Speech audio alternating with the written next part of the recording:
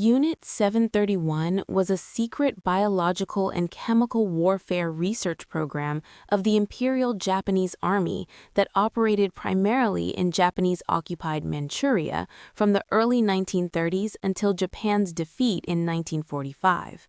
and it represents one of the most extreme and systematically organized cases of human experimentation ever conducted. Officially known as the Epidemic Prevention and Water Purification Department of the Kwantung Army, the unit functioned behind a facade of public health, while in reality pursuing the mass production of biological weapons and the detailed study of human physiology under lethal conditions.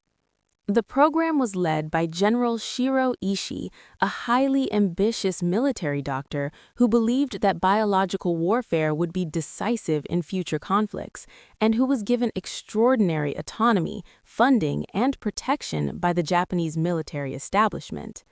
At its peak, Unit 731 employed thousands of doctors, scientists, technicians, and guards, and operated a vast complex near Harbin that included laboratories, prisons, crematoria, and animal breeding facilities, particularly for rats and fleas used to spread disease. Human test subjects were forcibly taken from the local population and from prisoners of war, including Chinese civilians, resistance fighters, Soviet prisoners, Koreans, Mongolians, and a small number of Allied captives, and they were deliberately stripped of legal status and humanity, being referred to as maruda, or logs, to psychologically normalize their destruction.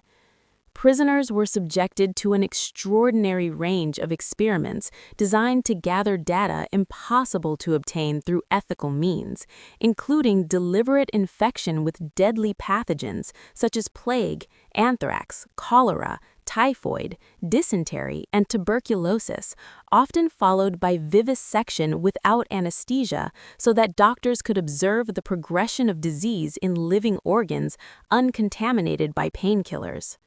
Other experiments focused on physical limits, such as freezing limbs to study frostbite and gangrene, exposure to extreme heat, dehydration and starvation tests, radiation exposure, blood loss experiments, and pressure chamber trials to determine how long pilots could survive at high altitudes.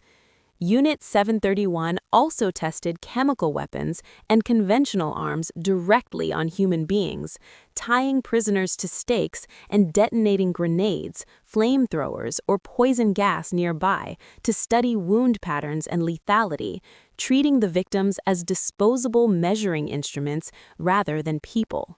Beyond the laboratory, the unit conducted real-world field experiments, releasing plague-infected fleas from aircraft, contaminating wells and food supplies, and spreading pathogens in Chinese villages, causing epidemics that killed tens of thousands of civilians, and demonstrating that the research had immediate and catastrophic consequences beyond the prison walls. As Japan's defeat became inevitable, Unit 731 personnel attempted to erase evidence by destroying facilities, killing remaining prisoners, and ordering staff to remain silent, but the scale of the operation could not be fully concealed. In a deeply controversial post-war decision shaped by Cold War priorities, U.S. authorities granted immunity from prosecution to Ishii and many senior researchers in exchange for exclusive access to their experimental data, which was considered valuable for American biological warfare research, meaning that unlike Nazi doctors tried at Nuremberg, most Unit 731 leaders were never held legally accountable and instead went on to successful careers in medicine, academia, and business. For decades, the crimes of Unit 731 were minimized, denied, or omitted from official narratives in Japan, causing lasting diplomatic tension with China and other Asian countries, while survivors and victims' families struggled for recognition and justice.